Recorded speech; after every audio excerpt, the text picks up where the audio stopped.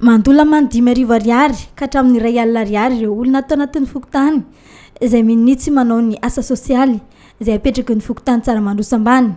Entitra ny amin'ny fampiarana ny dinam-pokotany izay lany ao anatin'ny fokotany io ny tompony andraikitra ary tsy maintsy mandray fepetra ny amin'ny fampandoavana ny lamandy. Toy ny asa fanadiovana faobe izay natao tato amin'ny fokotany tsara mandroso-ambany. 10 isanjato ny olona atao amin'ny secteur 3 sy ny secteur 4 no tonga namaly ny antso.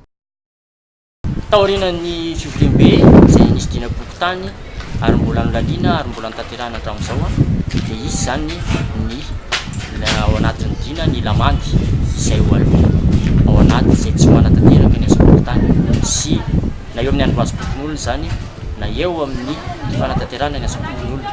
Izany dia 5,000 ka hatramin'ny ray alina ariary sazomenana izay tsy manatanteraka an'izay ary izay eo ihany fa manaka anazy koa tsy ahazo ny antota taratasy izay ilanin'ny fokotany izy satria raha ny fokotany mangataka ny fanaovana ny asa dia izay ihany koa ny valibabena izay mangatahany ho an'ny fokotany.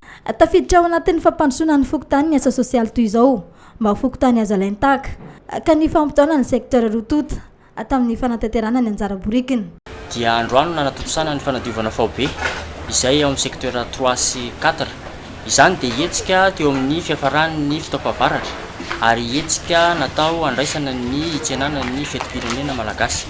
Izany rehetra izany dia midika ho fampandrosoana amin'ny asa sosialy izay sahan'ny fokotany. Manentana ny tsirairay izay monina atao amin'ny fokotany ny amin'ny asa fanadiovana faobe izay atao amin'ny sabotsy-hoavy io.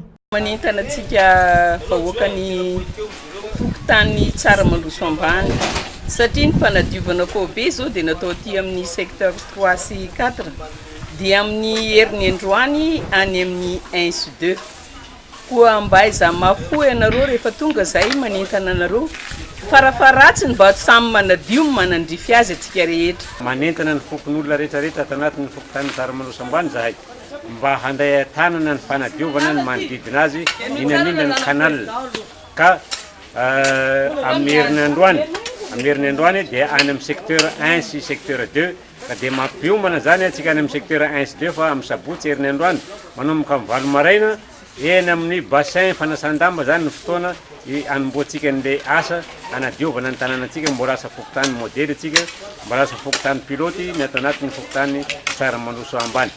Fokotany modely sy madio no andrasana amin'ny fokotany tsirairay mialohan'ny 20 jona izao. Entanina trano ny isam-baravarana ho samy mametaka ny sainam-pirenena.